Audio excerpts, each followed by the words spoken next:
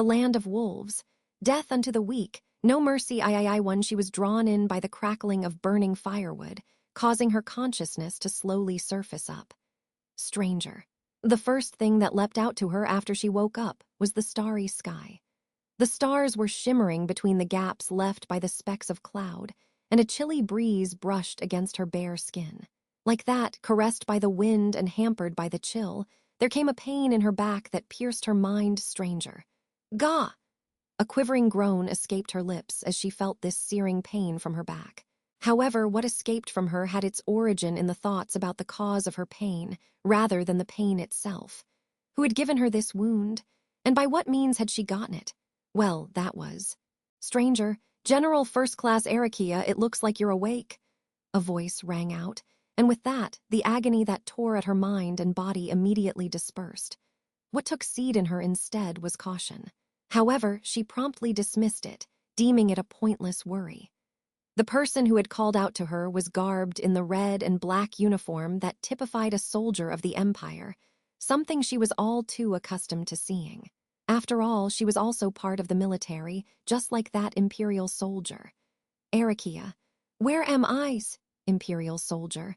We're currently in the mountains after fleeing west from the fortress city. I feared we'd be pursued if we took the main road, so I gave priority on being safe over being quick. Arakia. Fortress city, pursued. She received a clear answer to her hoarse question, and from it, she began to pick up some words she knew.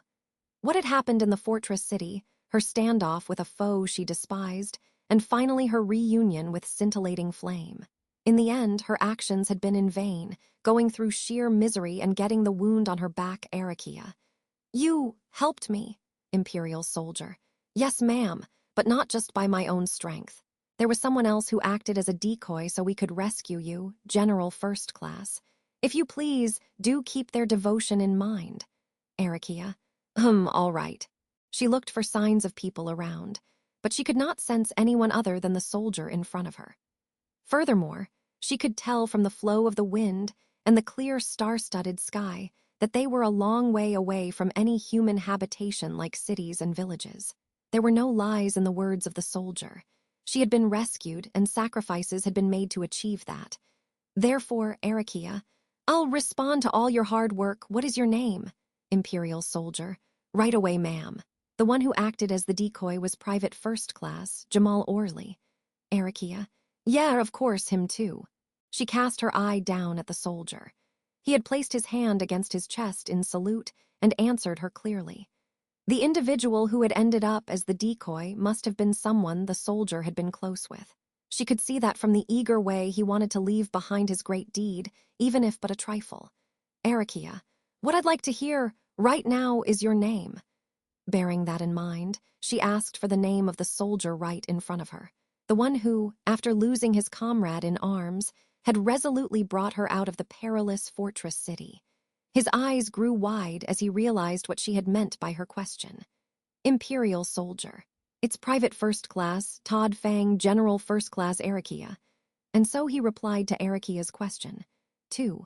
Todd, this is going to sting a bit, General First Class. Arakia. NH.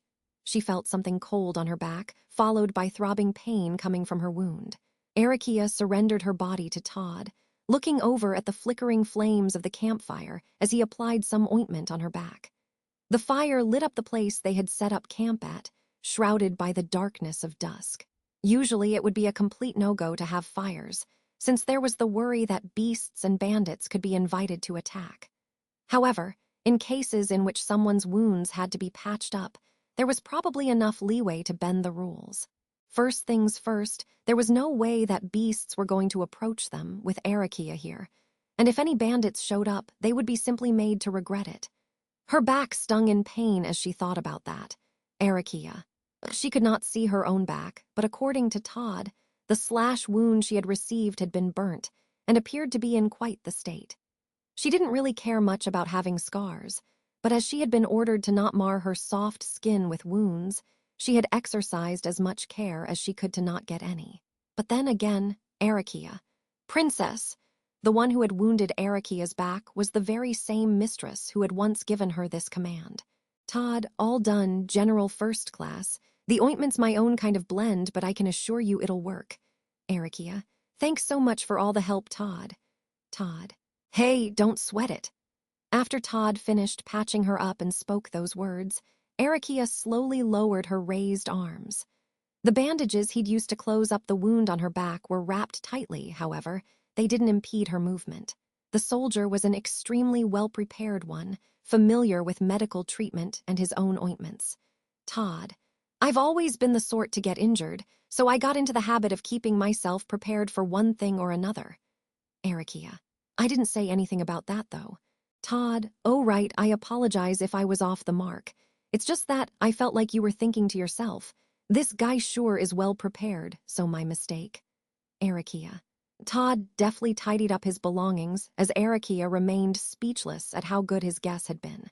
In fact, she was impressed that he'd been looking at her so closely. Yet at the same time, she didn't really think it was great that he could guess her innermost thoughts.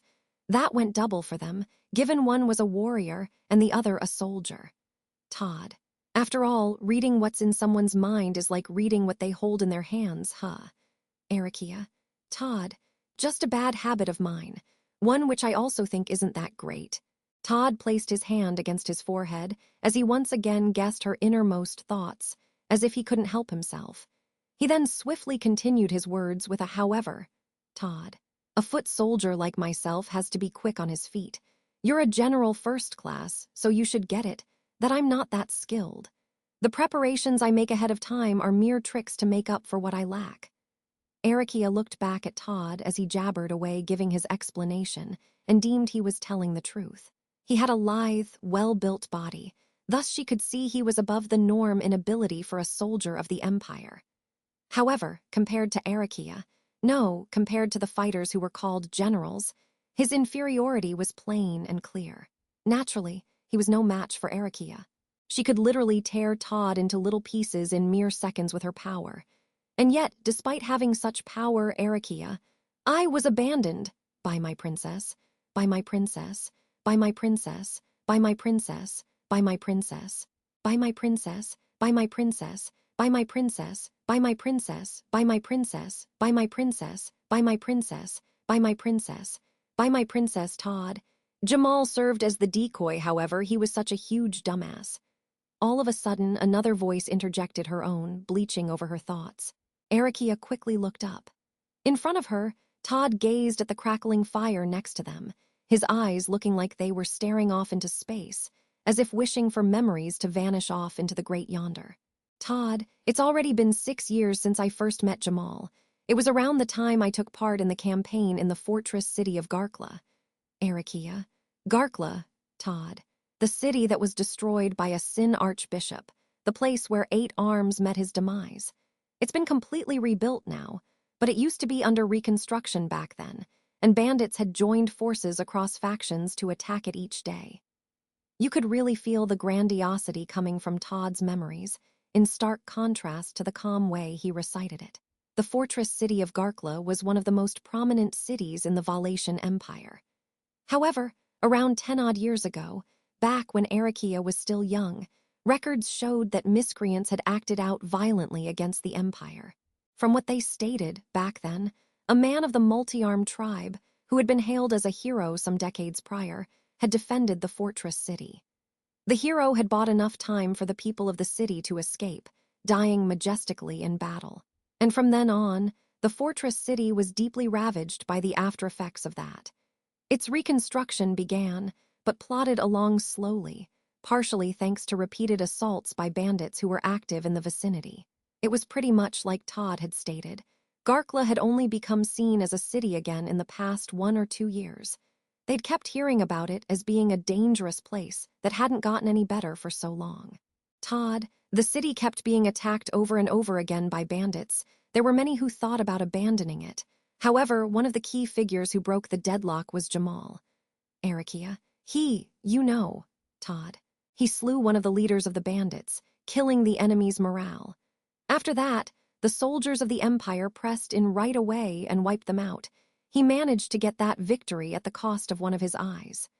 Todd clenched his fist, looking as if the results his friend had brought were something to take pride in.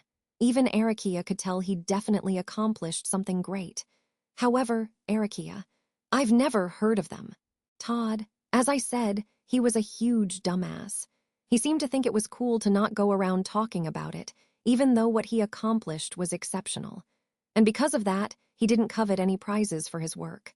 To think that he could have been a general if he'd felt like it. Arikia, Todd, that's the kind of guy he was, so I couldn't just leave him to his own devices. I wanted to make him into a general eventually, even though he kept saying we could become one. Todd's voice grew small as he spoke, and before he knew it, he had his face buried in his hands. He had lost the one he'd accumulated so much history with. He had lost the one he'd envisioned a big future with, and yet here he was, still alive. The situation Todd was left in was one Arikia could painfully empathize with. And at the same time, Arikia remembered the individual who had brought this throbbing pain in her back's Todd. My fiancé is in the imperial capital. Jamal's little sister. Arikia. Huh, Todd. She's got various physical ailments, so she needs someone to help her. But Jamal isn't here anymore, so that's why I have to be there for her. As he said those words, Todd lowered his hands where he'd had his face buried in, and burning there in his eyes was determination. He had a strong sense of duty. And to add to that, a determination that encompassed not just his own, but that of his fallen friend. And with that still alit in his eyes, Todd called out to her. Todd, Arikia, the same applies for you, enough with that hopeless look in your eye. Arikia, Todd, neither of us have the time for this. You cherish them, right? If that's the case, never let go of them. Don't let her be taken away from you. Living in the Valatian Empire, that is our right, that is our duty. Baring his teeth, Todd leaned forward, zeal amidst his words as he fiercely urged Arikia. Don't let go of the one you cherish, he'd said. Don't accept losing her, he'd said. Arikia's single eye widened in response as she gawked back at Todd. Todd. Oh, why, you have my apologies. I got fired up without even realizing. Right then, Todd realized the tone he was speaking in had grown wild. All in a fluster, he went back to using Kago. However, Arikia shook her head at him, caught in his apology, and said, It's okay, Arikia. If talking that way makes it easier, then it's okay, Todd. Todd, General First Class, Arikia. I shall go back to the imperial capital. Come along with me. Arikia declared this as she looked directly into Todd's eyes. She had thought everything was over, despairing. However, as she'd been told by Todd, she'd been rescued thanks to this fine individual called Jamal giving his life away. And thus she realized it was too early to end everything. If she was going to end things here due to what happened, then she might as well have ended everything 8 years ago from today. The one who had chosen not to do that had been Arikia herself, after she'd gulped down the cup of poisoned liquor. Todd's eyes grew wide open seeing the look in Arikia's eye. She had vowed in her next act that she was not going to give up. And following that, the corners of his lips slowly curved up, faced with Arikia's slightly anxious look. Todd, yeah, all right. Please allow me to accompany you, Arikia. And so he replied, a fierce-looking smile on his face, ever so reminiscent of the sword wolf of the Valatian Empire. 3. Todd gazed at Arikia, her crimson eyes now full of strength again. She'd fallen fast asleep until morning as soon as she'd gone to take some rest. As he gazed at her, he thought quietly to himself, stoking the fire with a branch. Todd, I can kill her whenever I want, huh? And that was not because she was sleeping so defenselessly. It was because she wasn't so desperate for survival, despite being so overwhelmingly strong. Todd could take advantage of these thoughts, and by that, he deemed that the means he had available to kill her were far too much to count. Naturally, though, he didn't have any great reason to kill her, so it wasn't like he was going to act so barbarically. Todd, what I told her about Jamal seems to really have struck a chord with her, after all. Jamal had acted as the decoy in the fortress city to buy time for Todd and Arikia's escape. Knowing what he was like, he must have died in a blaze of glory. Still, he was glad he had a friend who'd proven useful even in death. In fact, he hadn't lied about what happened in Garkla. Jamal had indeed lopped off the bandit chief's head, leading the city to victory, as well as meeting Todd for the first time there. However, Todd hadn't been part of the imperial forces then. Instead, he'd been one of the chiefs of the bandits, who'd allied with each other. His plan had been to round up all of their leaders once the alliance had grown enough and join the soldiers of the Empire having performed that great deed. However, Jamal's heroic actions had made it all come to naught. But even then, Todd, it was thanks to him that I could meet Katia. He has my gratitude for that, even now. He wouldn't have been able to tie himself together with Katia, Jamal's younger sister, if not for his reckless actions. And it was also thanks to Jamal's efforts that he'd been able to rescue Arakia like this. At the very least, Todd keeping Katia and Arakia safe would serve as Jamal's farewell gift. Todd. Luckily, it seems she'll let me bring her back safely to the Imperial capital. Persuading Arakia had been uncharted waters, a challenge which he'd been prepared to put monumental effort into. However, she'd grown fearful of the deteriorating relationship she had with her princess, or whatever, thus she was in such a fragile state, in contrast to her peerless fighting strength.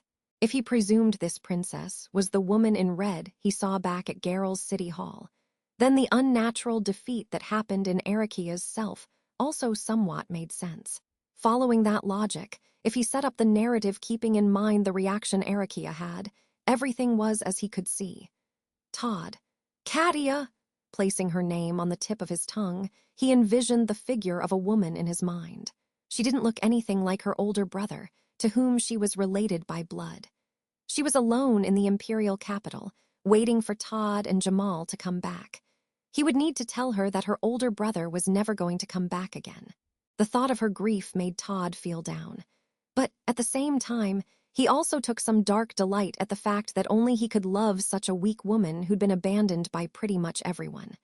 Arakia. Princess! Arakia's breathing, as she slept weakly, was intermingled with the crackle of the fire as it burnt through its kindling. Giving a quick look towards her sleeping body, Todd commanded himself to take care of that girl, with such a slender back, with respect. From here on out, she would be the one who supported Todd, now that Jamal was dead. He would ever so respectfully feed her, let her fatten herself up, thus guiding her towards his desires, and Todd. Don't you ever become a hindrance to me, Arakia. Todd took out his axe, which he had holstered at his waist, and let out this warning to the sleeping Arakia as he chopped the branches he'd gathered in two. Everything would be fine, so long as she didn't become his enemy. He would take good care of her, so long as she didn't become a hindrance to him. And if someday, she died without being a threat to Todd.